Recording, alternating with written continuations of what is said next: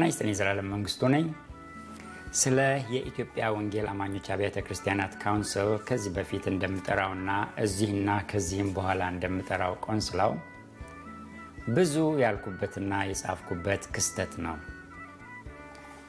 ገና ሰኔ 13 ቀን 2011 የመጀመሪያዎቹ 400 ሰዎች ከተሰበሰቡበት ዕለት ጀምሮ እስከ አምና ማርች ወር የጻፍኳቸው ነገሮች ስብስብ ብቻ አንድ መጽሐፍ ወጥቷል ጥቁር ነጥብ በቴሌግራም ገጽ ላይ ይገኛል እስካሁን ከጻፍኩትና ከተናገርኩት ዋናው ነገር ይህ ነው ቆንስላው መንግስታዊ እንጂ መንፈሳዊ አይደለም ይህንን አብራራለሁ ደጋግሜ ያልኩትን ቃል በቃል ላለማለት እጥራለሁ ቆንስላው የፈቃድ ሰጭነትና ነጣቂነት ስራውን ብቻ ቢሰራ መልካም ነበር ወይም ነው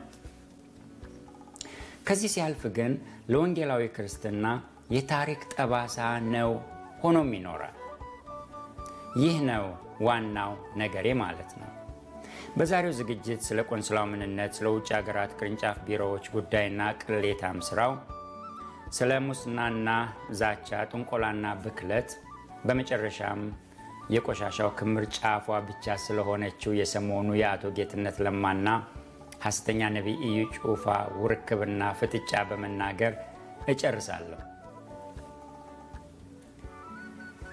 እውነት ቆንስላው ምንድነው ለሃይማኖት ድርጅቶች ፈቃድ መስጠት ቀድሞ በአርብቶ አደሮች ሚኒስቴር አይደለም የሆነ አካል ነው የመንግስት አካል ኋላ በሰላም ሚኒስቴር ነበር ይሰጥ የነበረው ሰላም ሚኒስቴር ዛሬም ይሰጣል ግን መንግስታዊው ትዕዛዝ ክርስቲያን ወይም ወንጌላዊ ክርስቲያን የመሰለ ሁሉ በዚህኛው ተቋም ስር እንዲሆንና ፈቃዱን ከዚያ እንዲወስድ ታዘዘና አሁን ሌሎቹም ወንጌላውያን ያልሆኑት ሳይቀሩ ከዚያ መቀበልና ማደስ ተጠበቀባቸው ፈቃድ መስጠቱ ከፈቃድ ሚኒስቴር ተቀንሶ እዚህ መምጣቱ ክፋት የለበትም ፈቃድ አስፈላጊ ነገር ነው ዜጎች የማምለክ መብትና ነፃነት ሊኖራቸው የተገባ ቢሆንም መሰብሰብ ጥንቃቄን ይጠይቃል ድርጅት መሆን ደግሞ ተጠያቂነት አለበት ያ ማህበር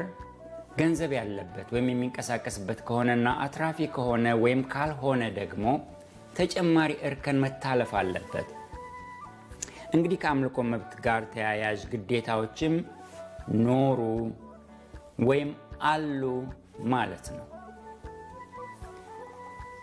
ይህ አስፈላጊ ግዴታ ነው አንድ ተቋም ድርጅት ወይም ቤተክርስቲያን አትራፊ ካልሆነ አትራፊ ያልሆነ ድርጅት ዕውቅና ቢያገኝ ከቀረጥና ከግብር ነፃ ይሆናል አትራፊ ከሆነ ደግሞ ሌላ አይነት ፈቃድ ይሰጠዋል ማለት ነው እንግዲህ ፈቃድ አስፈላጊና ተፈላጊ ነው ማለት ነው አንዳንድ ሃይማኖቶች በኢትዮጵያ በምን ፈቃድ ወይም እንዴት ያለ ፈቃድ በአዋጅ ብቻ እንደሚያመልኩ የተገለጠ አይደለም እንጂ እውነት ነው መንግስት የሃይማኖት መብትን እንደሚጠብቅ ሁሉ የፈቃዱንም ጉዳይ በእኩል አይን ሊያይ የተገባ ነው ምክንያቱም ይህ የዜግነት ወይም የኢትዮጵያዊነት መብት እንጂ የመንግስት ችሮታ ወይም ቸርነት አይደለም ሆኖም ሊታይ አይገባው መንግስት በሃይማኖት ጣልቃ መግባት ከሌለበት እንደ ህገ መንግስቱ የለበትም በቃ የለበትም በዜጎች ላይ ጉዳት ከደረሰ ጣልቃ ይገባል ተብሎ ቢደነገግም ጉዳት እየደረሰም እየተባለም ገብቶ አያውቅም ከዚህ ባለፈ መንግስት በሃይማኖትም በመንግስት መዋቅር ጣልቃ አይገቡም ከተባለ ነው በቆንስላው ታሪክ ግን ይህ ተጥሷል መንግስት ወይም ጠቅላይ ሚኒስትሩም ምክር ሐሳብ አቀረበ እንጂ አልመሰረተም የሚል ሰንካላ አስተያየት ተደጋግሞ ቀርቧል ሆድ ሲያውቅ ዶሮ ማታ የመሪ ልመና እኮ ከትዕዛዝ እኩል ነው መሪ ንጉስ ንግስት ከለመኑ ልመናው ከትዕዛዝ እኩል ነው መንግስት የፈቃድ ሰጪና አዳሽ ድርጅቶችን ወይም ኤጀንሲዎችን ማቋቋም ይችላል ቆንስላው የፈቃድ ሻጭ ወይም አዳሽ ብቻ እንጂ ሌላ መሆን የለበትም ዘይት አትሽጥ ማለት የቆንስላው ተግባር ከሆነ በመጽሐፍ ቅዱስ ሳያሳብብ የተሰጠ ፈቃድ አትራፊ ላልሆኑ ነውና አንተ ደግሞ አትራፊ ድርጅት ስለሆንክ ፈቃድህን ነጥቅ ያለው አግጃለሁ ማለት ነው ያለበት። እንዲህ ከሆነ ጉዳዩ የአስተምህሮ ሳይሆን የሕግ ይሆናል። የቀረጥና ግብር መክፈልም ጉዳይ ይሆናል። ይሄ ደግሞ የመንግስት ጉዳይ ነው። በአስተምህሮ ወይም ዶክትሪን ከሆነ ቆንስላው የሚቆምበት መሰረት የለውም። ምክንያቱም ቆንስላውን መሰረቱት ከተባሉ የመሰረቱት እኮ ስህተቶቻቸውን ጥለው ሳይሆን ይዘው ነው የመሰረቱት። ቆንስላውን የመሰረቱት እኮ ኢየሱስ ሰየጠነ ያሉት፣ ሰው መንፈስ ነው ያሉት፣ ፈውስና ጤንነት መብትህ ነው ያሉት፣ ብልጽግና ስልጣንህ ነው ያሉት፣ ቃልህ እንደ ቃሉ ይፈጥራል ያሉት፣ እኔና አብ አንድ ነን ያሉት፣ በልሳን ያልተናገረ አልዳንም ያሉት፣ ዘይትም ውሃም ቅራቅንቦም የሚሸጡት፣ ገንዘብ የሚፈጥሩት፣ በውሸት የሚተነብዩት፣ ጸሎት የሚሸጡት ወዘተርፈ ናቸው። ቆንስላው በምን ማወራረጃ ነው ከነግሳንግሳቸው ተቀብሏቸው ከዚያ ዝተታቸውን አውልቁ የሚላቸው? አይችልም። ትርፍ አልባ ተብሎ መሸጥና ማትረፍ ፈቃድ ያስነጥቃል። አስተምህሮ ግን ፈቃድ ማስነጠቅ አይችልም። እኔ በስላሴ አላምንም ቢልስ? በነገራችን ላይ በስላሴ የማያምን ሰው በቆንስላ ውስጥ አለ። ያ ፈቃድ ያስነጥቃል? በሕግ አያስነጥቅም። ማምለክስ ይከለክላል? በሕግ ፈጽሞ አይከለክልም። ታዲያ እንደዚህ ያሉት ፈቃድ ከየት ያገኛሉ? ከሚያገኙበት ያገኛሉ። ይገኛል ማለት ነው። እኔ በዛፍ ወይም በወንዝ አመልካለሁ ቢልስ አንድ ሰው ፈቃድ ይከለከላል? ወይም አንድ ማህበር ቢሆኑ ፈቃድ ይከለከላሉ? አይከለከሉም። ስለዚህ ፈቃድ ከየት ያገኛሉ? ከቆንስላው ወይም ቆንስላውን ከሚመስል ኤጀንሲ ሊያገኙ ይችላሉ፣ ይቀበላሉ። ስለዚህ ነው ቆንስላው ፈቃድ ሰጪ የመንግስት ወኪል ወይም ኤጀንሲ ብቻ ነው የምለው። ለስነ መለኮትና ለአስተምህሮ ጥራት የሚጨነቁ ተመሳሳይ የእምነት መልክና ትምህርት ያላቸው ቤተ እምነቶች እንደመሰላቸው በጸሎት፣ በጥናት፣ በሂደት ማህበር ሊመሰርቱ ይችላሉ። በውዴታ አለባቸው። ለምሳሌ በ1940ዎቹ ነው ያልኩት የተመሰረተው የወንጌል አማኞች አንድነት ማህበር የዚያ ምሳሌ ነው።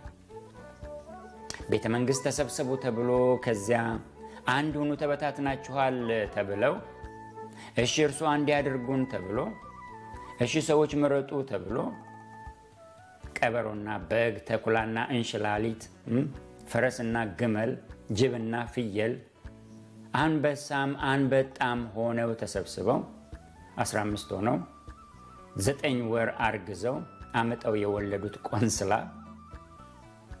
በዚያ ባልኩት መጽሐፍ በጥቁር ነጥብ እንደጻፍኩት የመንግስትና የቤተ ክርስቲያን ዲቃላ ነው። ፈረስና አህያ የወለዷት በቅሎ ነው። በቅሎ ደግሞ መንቻካም የማትወልድም ናት። መንቻካም የማትወልድም ቆንስላውያ ነው። ይሁን እንጂ በፈቃድ ሰጪ ኤጀንሲነት ብቻ ቢሰማራ ሳያምርበት አይቀርም። በየትኛውም አገር እንደኛ አገር ያለው ቆንስላ በመንግስት አነሳሽነትና ድጋፍ ተመስርቶ አያውቅም። ሲጀመርም ያንን የመሰለ በስመ ወንጌላዊ ሁሉን ያቀፈ ማህበር በየትም አገር ኖሮ አያውቅምም፣ የለምም። እስኪ ታያችሁ አሜሪካ ውስጥ ፕሬዚደንት ትራምፕ እዚህ ሀገር ያላችሁ ወንጌላውያን እነ ባፕቲስቶች፣ ሜቶዲስቶች ከነ ኬኔት ኮፕላንድ ከነ ቤኒሂን ጋር አንድ ማህበር መስርቱ ቢል መሳለቂያ አይሆንም? ይሆናል። ተሰባሰቡና መሬትን ማምለኪያ መቀበሪያ እንሰጣችኋለን ቢል ይሳቅበታል፣ ያላግጡበታል።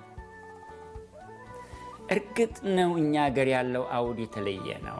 የመቃብር ቦታ ሲባል የሚታወሱን ነገሮች አሉ። ሬሳ ከተቀበረበት ወጥቶ ለአውሬ የተሰጠበት ታሪክ አለን። ሰጪዎቹም አውሬዎች ሳይሆኑ ይቀራሉ። ይህ እኮ ድንቁርና ብቻ ሳይሆን አጋንንታዊ አሰራር ነው። ሬሳ ከተቀበረበት አውጥቶ ለአውሬ ማብላት። እርግጥ ነው በሃይማኖት ስም ቤተ ክርስቲያኖች ተቃጥለዋል፣ ክርስቲያኖች ተገድለዋል። ይህ እኮ ጥላቻ ብቻ ሳይሆን አጋንንታዊ አሰራርም ነው። እርግጥ ነው እኛ አገር ያለው አውድ የተለየ ነው። ለመሰብሰቢያ ቦታ ማግኘት ችግር ሆኖ ኖሯል። ይሁን እንጂ እነዚህን ነገሮች ለማስቀረት ቆንስላ አይደለም የሚያስፈልገው ቆራጥ መንግስታዊ አቋም ነው። የቀብር ቦታ ለዜጎቹ ለሃይማኖተኞች ሆኑ ከሃዲዎች ለሁሉም የሚሆን የዜጎች መካነ መቃብር መደረግ አለበት። ወይም በምዕራቡ ዓለም እንደሚደረገው በክፍያ መደረግ አለበት። ቆንስላው በእነዚህ ነገሮች ወይም ችግሮች ሰበብ የተፈጠረ ፍጥረት ክስተት ነው። ቆንስላው ቤተክርስቲያናዊ ሳይሆን መንግስታዊ ስራ የሚሰራ አካል ነው። አንዳንዴ መንግስታዊውና ቤተክርስቲያናዊው እየተምታታበት ሁለቱንም ሲቀያየጥም ይታያል። ቆንስላው ይህ ነው ለማስታወስና ላለመርሳት። ሌላው ነጥብ የቆንስላ ቅርንጫፍ ቢሮዎች በተለይም በውጭ ሀገር የመክፈት ጉዳይ ነው። ቆንስላው የመንግስት ስሪት ስለሆነ ልክ መንግስት በየአገሩ ኤምባሲ ወይም የቆንስላ ቢሮ እንደሚያቋቁም ቆንስላውን በየአገሩ የቆንስላ ቢሮ ለማቋቋም እስኪዋረድ እየተነቀፈም እየተጋጋጠም ይገኛል። ልክ መንግስት ቢሮ እንደሚያቋቁም ኤምባሲ እንደሚከፍት ቆንስላ እንደሚያቋቁም እርሱም ማቋቋም ያለበት መስሎታል። ይህ መሰረታዊና ትልቅ ስህተት ነው። በአንዳንድ ሀገሮችና ከተሞች ፊት ተነስቶ ተመልሷል። በሌሎች አማኞችን ከፋፍሏል። በግልና በጉልበት ሰዎችንም ሾሟል። እውነት ቆንስላው ከሀገር መውጣት ለምን አስፈለገው? ከሀገር ውጪ ቅርንጫፍ ቢሮዎች ማቋቋም ለምን አስፈለገው? ይሄ ጥሩ ጥያቄ ነው። ቀድሞ ፈቃድ ሰጪ የነበረው የሰላም ሚኒስቴር በየአገሩ ቅርንጫፍ የሰላም ሚኒስቴር ነበረው እንዴ? ልክ እንደዚያ ማለት እኮ ነው። የለም እንደዛ አይደለም ከተባለም በየሄዱባቸው አገሮችና ከተሞች አብያተ ክርስቲያናት ህብረት አልነበራቸውም ቀድሞውኑ? በአናቱ መግባት ለምን አስፈለገ? በእውን ለዚያች ከተማ ቅዱሳን የሚሰጠው ጥቅም አለ ይህ ቅርንጫፍ ቢሮ? የለም። በእውነቱ የለም። ቅንጣትም ታህል የለም። ታዲያ ለምን አስፈለገ?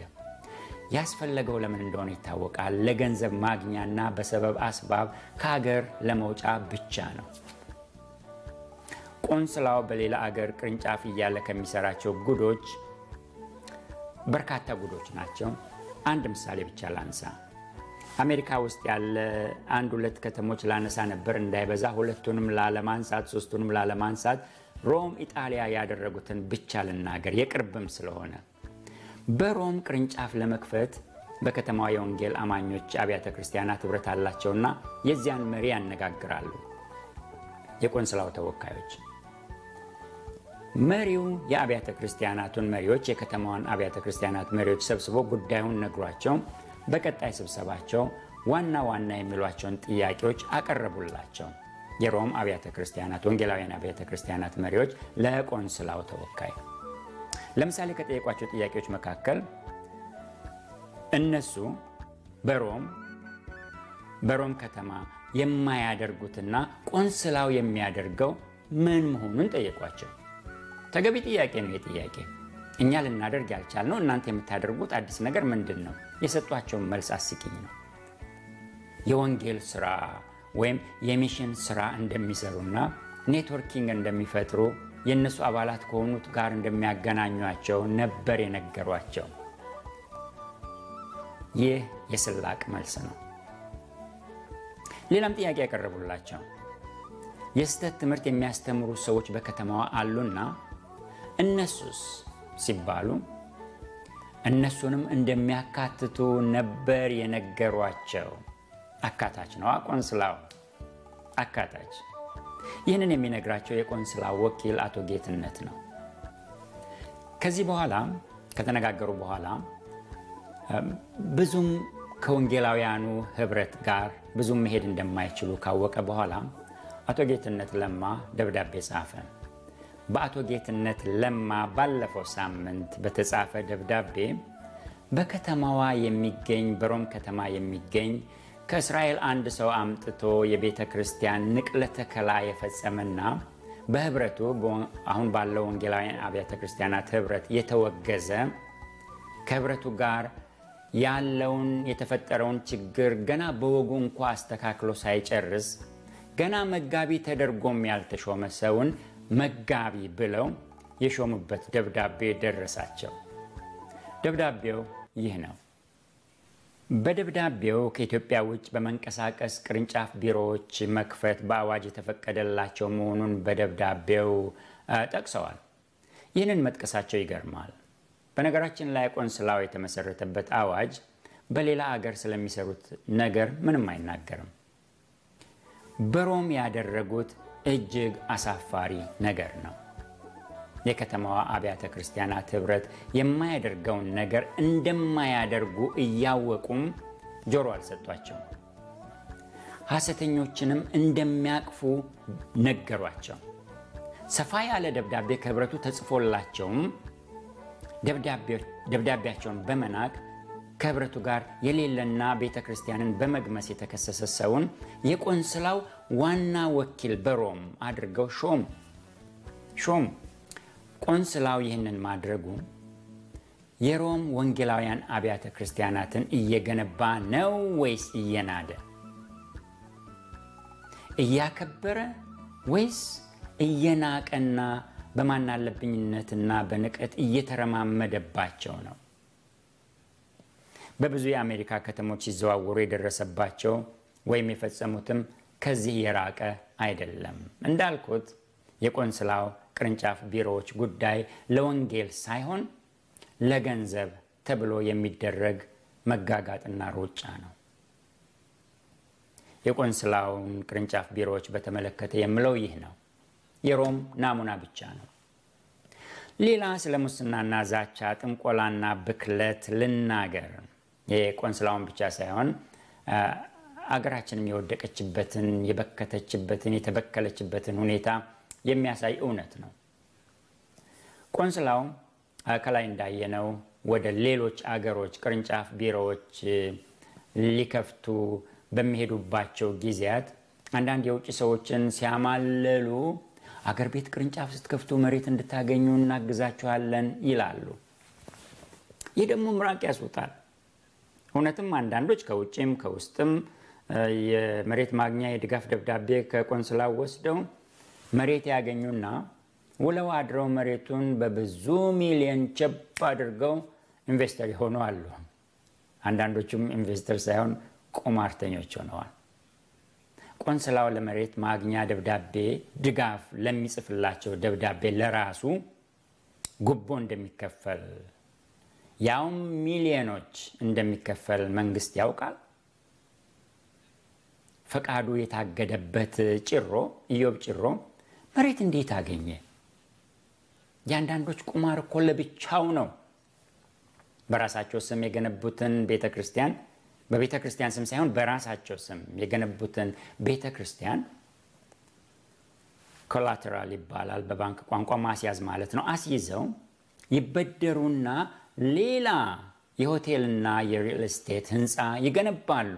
የቤተክርስቲያንን ካርታ አስይዘው ቁማራቸው እኮ የዓለም የቁማር ዋና ከተማ በምትባለው በመኖርባት በላስ ቬጋስ ከተማም ያለውን ቁማር የሚያስንቅ ነው። የሚያስከነዳ ያኔ በኢህአዴግ ዘመን የቦርሳ ፓርቲ የሚባሉ እንደነበሩት የቦርሳ ፓርቲ ማለት የጽፈት ቤትና መደበኛ ሰራተኞችና ቦታ የሌላቸው ሰነድና ማህተም በቦርሳ ይዘው የሚዞሩ ፓርቲዎች ናቸው። ልክ እንደዚያ ዛሬም የቦርሳ ቤተክርስቲያኖች አሉ። ማህተምና ሌተር ሄድ ያለው ወረቀት አላቸው። የቆንስላው ፈቃድ አላቸው። መሬት ሊቀበሉ የሚችሉትን ሁሉ ያደርጋሉ፣ ጉቦም ይሰጣሉ። እነዚህ ከቦርሳ ፓርቲዎች የሚለዩት የቦርሳ ቤተክርስቲያኖች ከቦርሳ ፓርቲዎች የሚለዩት በሁለት ነገሮች ነው። አንደኛ ኢንተርናሽናል የሚል ቅጥያ አላቸው። ኢንተርናሽናል። ሁለተኛ ካሜራ አላቸው እና የሚዲያ ፈንዲሻ ያፈነዳሉ፣ ይቆላሉ። ተበላሽተናል። ወንጌላዊ ክርስትና በክቷል። መሰደብ ሲያንሰን ነው ዳግማዊ ማኔ ቴቄል ፋሬስ ዛሬ እኛ ጋር እየሆነ ነው ያለው። ተናጋሪዎች አፋቸው ተለጎመ፣ መንቀፍ ተነቀፈ፣ መተቸት ተተቸ፣ ማቀብ አቃቢዎችን ማን ያቀባቸው በሚሉ ታቀበ። ማሄስ ቦታ ያሳጣል ተብሎ ተፈራ። ለቦታ፣ ለስልጣን፣ ለገንዘብ፣ ለዝና ላለማስቀየም፣ ለብቻ ላለመቅረት፣ ከማዕረግ ላለመውረድ ታደረኮ። አቶ ጌቱ ለማ አንዴ በዛቻ፣ ሌላ ጊዜ በስልታዊ ማስፈራራት፣ ሌላ ጊዜ በመለማመጥ በብዙ ጭምብል ይጫወታል። እያጠለቀ እያወለቀም ዛቻና ማስፈራራቱ ድንበር አያውቅም። ያኔ ባዕድ ሌላ ኢየሱስ ዶክመንተሪ በተለቀቀ ማግስት የተናገረው ከልኩ በላይ የሆነ ቃል ነበር፣ ንግግር ነበር። ያንን ዶክመንተሪ የሰሩትን ወጣት ልጆች ሂሳብ ያወራርዳሉ ነበር ያለው። ይህች ቃል በጊዜው የህወሓት ልዩ መፈክር ነበረች። ይህ ሰው የግሉንና የቆንስላውን እንዲሁም የቆንስላውንና የመንግስትን ድንበር አደብዝዞ የሚረግጥና የሚረማመድ ሰው ነው። ሰሞኑን ቴዲ ተጫን በቆንስላው ላይ የጻፋቸውን ጽሑፎች ሁሉ እንዲያወርድ በቀጭን ትዕዛዝ ተነገረው። ቀጭን ትዕዛዝ የሚሰጥ ሰው ከቆንስላው ቢሮ ደውሎ አስፈራርቶት ነበር። ራሱ አቶ ጌትነት ለማ አክሊለ ሽመልስን ሰሞኑን በዚሁ የቆንስላው ጉዳይ ላይ የለጠፈውን የቃለ ምልልስ ቪዲዮ እንዲያወርድ ዛቻና ማስፈራሪያ የተቀላቀለበት ትዕዛዝ አዞት ነበር። በዚሁ ሳምንት የሰው ስለ ዜጎች መብት ወይ ምንም አያውቅም ወይም ፈጽሞ ደንታቢስ ነው ማለት ነው። በጩፋ ላይ ያደረገውን ለብቻ እናገርበታለሁ። የቆንስላው ሰራተኞች የሚከፈላቸው ደሞዝ፣ የሚነዱት መኪና፣ የሚኖሩበት ቤት ቢኖራቸውም እንኳ መኪና ቢኖራቸውም እንኳ የቤትና የመጓጓዣ አበል እየተባለ የሚሰጣቸው ድጎማ፣ የሚጓዙበት የዲፕሎማት ፓስፖርት ወዘተ ለዚያ እንዲሟሟቱ እንዲጋደሉ ያደርጋቸዋል። ይህ አንሶ ጉቦውና መማለጃው ሌላ ነውረኛ ረብ ነው። የሀገራችን ክርስትና ተስፋ የሚያስቆርጥበት ቦታ ላይ ደርሰናል። ከጀርባ ምን እየሆነ እንዳለ የምንጠረጥርና የምናውቅ ብዙ አይደለንም። በዚህ ተስፋ አስቆራጭ ክስተት ውስጥ ብዙ እጆች አሉበት። የመንግስት እጅ አለበት። የአብያተ ክርስቲያናት መሪዎች እጅ አለበት። የአብያተ እምነቶች መሪዎች እጅ አለበት። የአስጠንቃቂዎች ፊሽካ አለመንፋት እጅ አለበት። ግን ማን ለክስ ያቀርበዋል እንጂ ሰይጣንም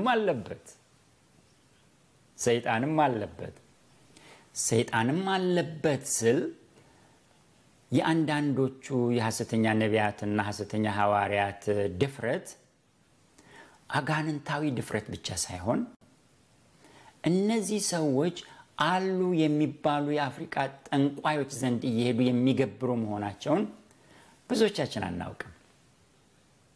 ይህማ ባይሆን ተጠርጎ የማያልቅ ቆሻሻ አዛባ በአገራችን ወንጌላዊ ክርስትና መች እንዲህ ይበዛ ነበር። ይህንን የጠንቋዮች ግብር ጉዳይ ብጠረጥርም መጀመሪያ የሰማሁት ከኤክሶደሷ ቤቲ ታፈሰ ነበር። በፈረንጆች በ2017 ከ8 ዓመት በፊት ማለት ነው የሰማሁት።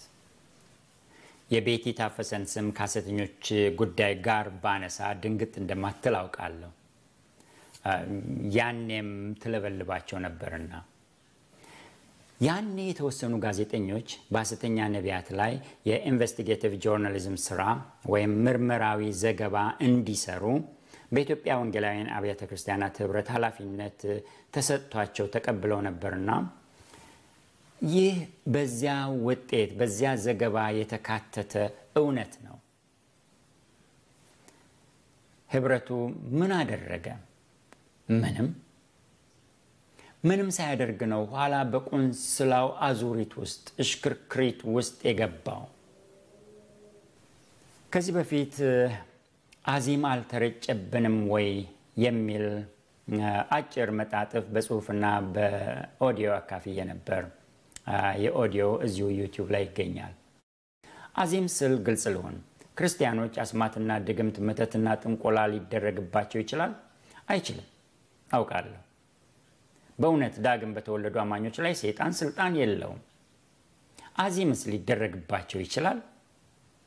አዎ፣ እንዲፈዙና መጠቀሚያ የሐሰተኞችና አሳቾች መብል እንዲሆኑ አሳቾች ሊያደርጉ ይችላሉ።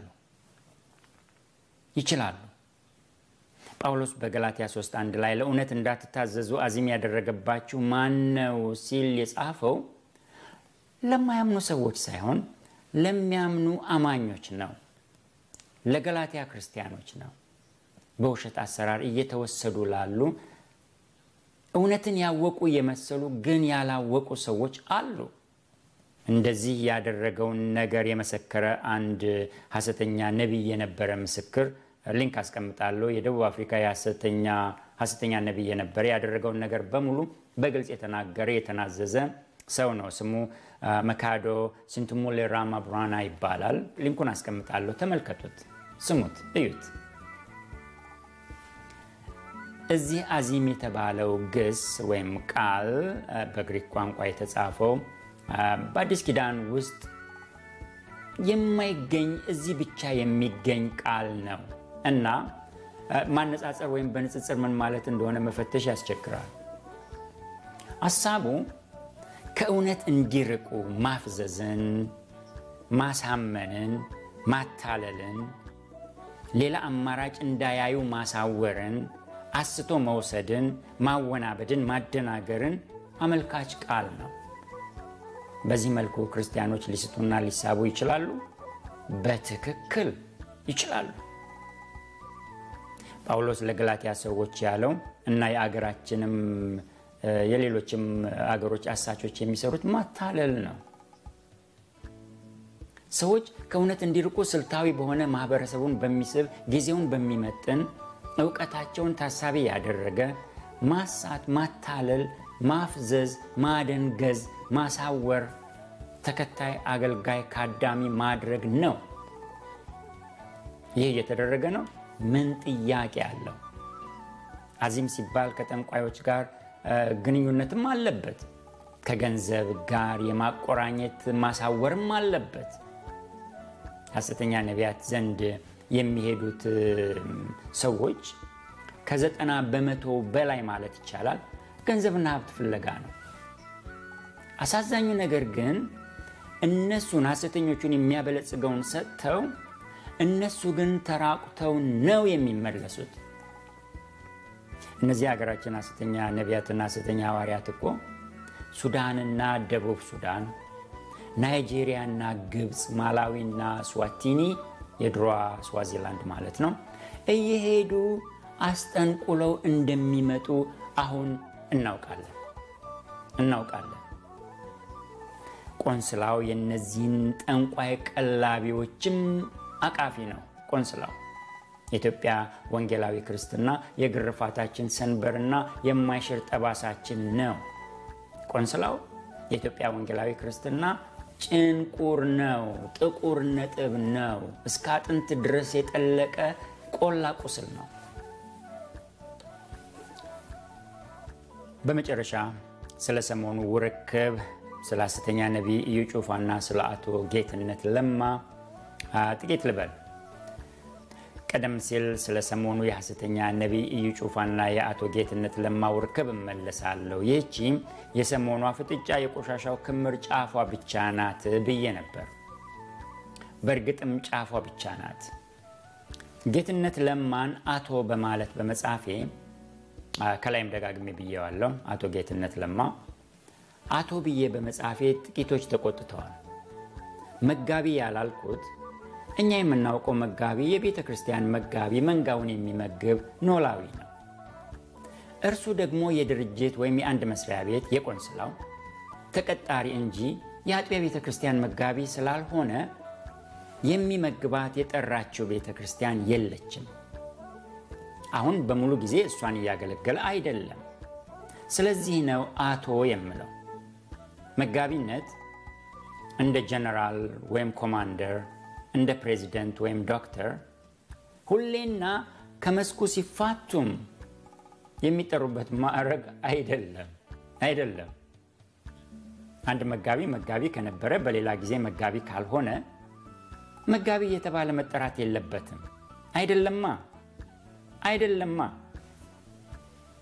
ይህ የአጥቢያ መጋቢ ሳይሆኑ መንጋም ሳይኖራቸው እንደ አገልጋይ ሳይሆን እንደ ማዕረግ የሚጠቀሙትን ሁሉ ይጨምራል። ሰሞኑን ሐሰተኛ ነቢይ ኢዩ ጩፋ በሐዋሳ ባደረገው የጀማ ስብሰባ ቆንስላው 2 ክስ ይዞበታል። አንዱ ዘይት መሸጥ ነው፣ ሁለተኛው መታጀቡ ነው። ጌትነትና ጩፋ የግል ጠብ በሚመስል መልኩ ነው የተጠዛጠዙት። በእርግጥም የግል ጉዳይ እንዳለባቸውም ይሰማል። ስለሚተዋወቁ ተናንቀዋል። የሐሰተኛ ነቢይ ኢዩ ጩፋ ንቀት ከድፍረት የመነጨ ሲሆን ደፋርነቱ የማይም ድፍረት አይደለም። እርግጥ ነው ማይም ይደፍራል፣ በማያውቀው ነገር ይደፍራል።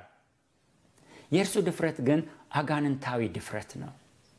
ቀደም ሲል ወደ ጠንቋይ ስለሚሄዱ ሐሰተኞች አንስቻለሁ። የጩፋ ድፍረትና አሳችነት ምንጭ አጋንንታዊ አሰራር ነው።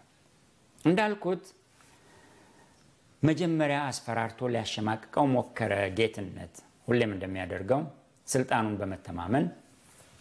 ጩፋ ደግሞ በእጥፍ ጉልበት ምላሽ ሰጠው። ሁለቱም አቅማቸውን ብቻ ሳይሆን የሚተዋወቁባቸውንም ነገሮች ያውቃሉ። የክሱን ሁለቱንም ነጥቦች ዘይቱንም እጀባውንም በየተራ ላንሳ። ዘይት መሸጡ ጩፋን ፈቃድ ሊያሳግደው አይችልም። ቆንስላው ፈቃድ ሰጪ ብቻ ቢሆንና ቤተክርስቲያን ባይጫወት ቤተክርስቲያን የሚሉትን ጨዋታ ባይጫወት ሐሰተኛ ነቢይ ኢዩ ጩፋ ዘይት መሸጥ የጀመረው ከቆንስላው በፊት አይደለም እንዴ? ፈቃድ ሲሰጠውም እኮ ዘይት ይሸጥ ነበር። የጩፋ ዘይት እኮ በእድሜ ከቆንስላው ትበልጣለች። ፈቃድ ከተሰጠው በኋላስ ዘይት መሸጡን ቸርቻሪነቱን አላቆመም። የአፍሮ ጠጉሩ ፎቶ ያለበት ዘይት እየተሸጠ ኖሯል። እንዲያውም ፎቶውና ዘይቱ አንድ ላይ የጠጉር ቅባት አስመስሎት አንድ ሰው ለይችንታል የጠጉር ቅባት እንዴት 500 ትኛለሽ አንቺ ወስላታ ብሏት ሄዷል። በቀደም ሐዋሳ አዲስ ነገር አላደረገም። ያንኑ ሲያደርግ የኖረውን ልምዱን ነው ያደረገው። ይልቅስ ቆንስላው እንደ ቆንስላነቱ እንደ ፈቃድ ሰጪ ኤጀንሲነቱ ማድረግ ያለበት ነገሩን መጽሐፍ ቅዱሳዊ ሳያስመስለው ያንን በየአጥቢያቸው ቤተክርስቲያኖች ተክተው ያስተምሩት፣ ለነሱ እንተውላቸው። ይህ ድርጅት አትራፊ ያልሆነ የሚል ፈቃድ ወስዶ እየነገደ እያተረፈ ነው ብሎ ለመንግስት አሳውቆ የመንግስት ስራ ስለሚሰራ ፈቃዱን ማስነጠቅ ነው። ነጣቂው እርሱ ራሱ ከሆነም መንጠቅ ነው። ይህ መንጠቅ ደግሞ ቀደም ሲል ያልኩትን የሃይማኖት ነፃነት ፈጽሞ የማይነካ መሆኑ መታወቅ አለበት። አቶ ጌትነት ፈቃድ በማገድና የሃይማኖት ነፃነትን በማገድ መካከል ያለውን ርቀት በአንድ እርምጃ የሚራመድ ይመስለዋል። ቆንስላውም እንደዚያ እንዲያስብ የተደረገ ይመስላል። ግን በሁለቱ መካከል ትልቅ ልዩነት አለ። ለዚህ ነው ቆንስላው ቆንስላ ብቻ ሆኖ ፈቃድ ሰጪ መንግስታዊ ውክልናውን ወይም ኤጀንሲነቱን ብቻ መወጣት አለበት የምለው። ቆንስላ የማምለኪያ ቦታን ማሸግና መዝጋት ወይም መውረስና መሸጥ እንደሚችል በሕገ መንግስቱ በታወጀው አዋጅ ውስጥ የለም። ይህ ዘይትን በተመለከተ ነው። የተደረገለት አቀባበልስ ያም ከቆንስላው ክልል ውጪ ነው። ያንን ምክንያት አድርጎ አቶ ጌትነት ፈቃድ ማገድ አይችልም። ሐሰተኛ ነቢይ ኢዩ ጩፋና የሲዳማ ክልል አስተዳደር ምን እንደተነጋገሩና እንደተስማሙ ወይም የዚህን ወጪ ለመሸፈን ምን እንደተዋዋሉና እንደተቀበሉ አልተነገረም። ቢዋዋሉ ደግሞ የራሳቸው ጉዳይ ነው እንጂ የቆንስላው አይደለም። ይህ ማለት ነገሩ ወይም እጀባው ተገቢ ነው፣ መንፈሳዊ ነው፣ መጽሐፍ ቅዱሳዊ ነው ብሎ መጠየቅ ቂልነት ነው። ሲጀመር ኢዩ ጩፋ ሐሰተኛ ነቢይ እኮ ነው። ሐሰተኛ ነቢይ ምንም ነገር በገንዘብ ሊሸጥ እንደሚችል ምንም ነገር በገንዘብ ሊገዛም ይሞክራል። መሞከር ብቻ አይደለም፣ ሊሸጥ እንደሚችል ሊገዛም ይችላል። አሳፋሪው ነገር የሲዳማ ክልል ራሱንና ክብሩን ለዚህ ሐሰተኛ ነቢይ በገንዘብ ሽጦ ከሆነ ያንን ማወቅ የምንችለው ወይ ከሁለቱ ተዋዋዮች አንዳቸው ወይም ከመንግስታዊ ፍተሻ መዋቅር ነው ማወቅ የምንችለው። የተደረገው ለሕዝብ ጥበቃና ለጸጥታ ማስከበር ብቻ ነው ከተባለ የማርሽ ባንዱ ጋጋታስ ያም ለጸጥታ ነው ወይስ ጸጥታን ለማደፍረስ? ወደ 20 የሚደርሱ ሽንጣም መኪናዎች እጀባስ ያ ለሕዝብ ጥበቃና ጸጥታ ነው ወይስ ለሐሰተኛና ቸርቻሪ ነቢይ የባለስልጣኖች አቀባበል ለማስመሰል ነው? ራሳቸው ባለስልጣናቱስ አቀባበላቸውና ማጀባቸውስ ያም ለጸጥታ ጥበቃ ነው? አይደለም፣ ሁሉም አይደለም። ግልጽ ነው፣ ጉራ ነው። ይህም እንኳ ቢሆን ቆንስላው ጉዳዩ አይደለም። ይህንን የመከልከልም የመፍቀድም ስልጣን የለውም። የኢዩ የስላቅና የድፍረት ንግግር ግን እብሪትም አላዋቂነትም የተሞላበት ነው። በተለይ የመጽሐፍ ቅዱስ ጥቅስ ለዚህ ድጋፍ አድርጎ ማቅረቡ የሚያስቅ ነው። ኢዩ ጩፋ በታጣቂዎች ሲታጀብ ይሄ የመጀመሪያው ባይሆንም እንዲህ ያለ ጥበቃ የፈለገበት ምክንያት ወይ ትልቅ ባለስልጣን ወይም ትልቅ ወንጀለኛ ቢሆን ነው። ትልቅ ባለስልጣን እንዳልሆነ እናውቃለን። ስለዚህ ትልቅ ወንጀለኛ ነው ማለት ነው። ራሱን ከጳውሎስ ጋር ሊያመሳስልና ጳውሎስ በ470 ወታደሮች እንደታጀበ ሊናገር ሲሞክር ያሳፍራል። አንደኛ ጳውሎስ የክርስቶስ ሐዋርያ ሲሆን ጩፋ ሐሰተኛና ቸርቻሪ ነቢይና የጠንቋይ ገባሪ ነው። እነዚህ ሁለቱም ምናቸውም አይመሳሰልም።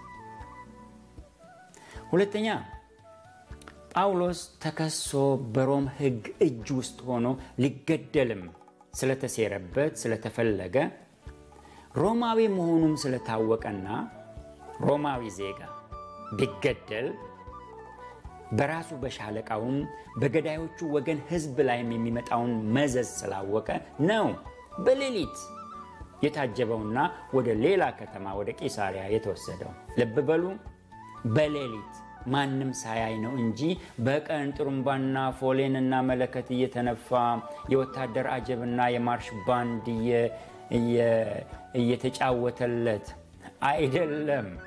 አይደለም። ይህንን ከራሱ ጋር ሲያወዳደር አያፍርም። ይህ ማፈሪያ ግን ምን ይደረጋል? ይህ ሰው መጽሐፍ ቅዱስን አያውቃትም፣ አልተማረም። አለመማር ብቻ አይደለም፣ በወጉም አላነበበም። ጩፋ ይህንን ማድረጉ የመጽሐፍ ቅዱስ መሃይም መሆኑን ያስመሰከረበት ምርጥ ንግግሩ ነው። ያ ንግግሩ ቃሉን ያወቀ ሰው ቢሆን ለጳውሎስ ይህንን የጩፋን አይነት አቀባበል ይደረግለት የተሞከረው በሐዋርያት ሥራ ምዕራፍ 23 ሳይሆን በሐዋርያት ሥራ ምዕራፍ 14 ነበር። ያንን ይጠቅስ ነበር። አማልክት ሰዎችን መስለው ወደኛ ወርደዋልና ብለው የሊቃውንያ ሰዎች የአበባ አክሊሎችና መስዋዕት ሊሰውላቸው በወደዱ ጊዜ ያንን ነበር መጥቀስ የነበረበት። ጳውሎስ ምን አደረገ? በዚያ ስፍራ በዚያ በጳውሎስ ቦታ ጩፋ ቢሆን ኖሮ የነበረው አክሊሎቹን ይቀዳጅ መስዋዕቱን የሚቀበል ነበር። ጥርጥር የለውም። ይሄ ገና መድፍ ይተኮሳል አለ። ጠመንጃ እንጂ ታዲያ ማማሲያ ይውጡ አለ። ደፋር ሰው። ድፍረቱ ግን እንዳልኩት የሰው ድፍረት ብቻ አይደለም፣ አጋንንታዊ ድፍረት ነው።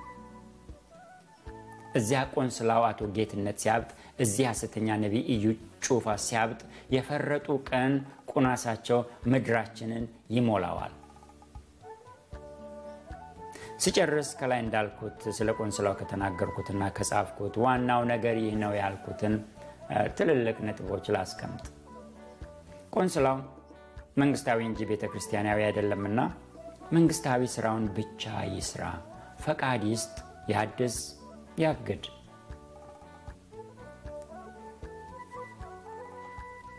ቤተ መንግስት ነው የተረገዘውና የተወለደው እንጂ ተመሳሳይና ተቀራራቢ ቤተ እምነቶች በጸሎትና በምክክር አልመሰረቱትም። ቆንስላውን ፈቃድ መስጠትና ማገድ መቻሉ የሃይማኖትና የመሰብሰብ ነፃነትን ማገድ መቻል አለመሆኑን ማወቅ አለበት። ቆንስላው ይህንን ማወቅ አይሳነው። ልክ መንግስት የሆነ የመሰለው በሌሎች አገሮች ወዳሉ ቅዱሳንና አብያተ ክርስቲያናት እየሄደ አይበጥብጥ፣ የተወገዙ ሰዎችንም እየሾመ ሰላም አይንሳ በሮም እንደተደረገው ለገንዘብ ማግኛ ብሎ ቅርንጫፍ እየከፈተ ራሱን ይበልጥ አያሳብጥ።